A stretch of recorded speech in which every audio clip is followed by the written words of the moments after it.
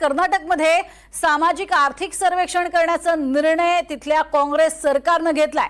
मात्र या सर्वेक्षणामध्ये कर्नाटकमधील सगळ्यात प्रभावशाली जात असलेल्या लिंगायत समाजाच्या सर्वोच्च संस्थेने मोठा निर्णय घेतलाय। आम्ही हिंदू नाही, लिंगायत समाजाला हिंदू धर्माचा हिस्सा मानू नका अशी याचिकाच त्यांनी सर्वोच्च न्यायालयात दाखल केली आहे। लिंगायत समुदाय प्रामुख्याने भाजपची मतपेढी म्हणून ओळखला जातो। मात्र हिंदू नव्हे तर वीरशैव लिंगायत असा धर्म सांगण्याची सूचना सर्वोच्च संस्थेकडून करण्यात आली आहे। अधिक माहिती घेऊयात राहुल कुलकर्णी यांच्याकडून। राहुल, काय नेमका कर्नाटकामध्ये हा हिंदू संदर्भात आणि लिंगायत जाती संदर्भातला महत्त्वाचा समोर आलेला निर्णय?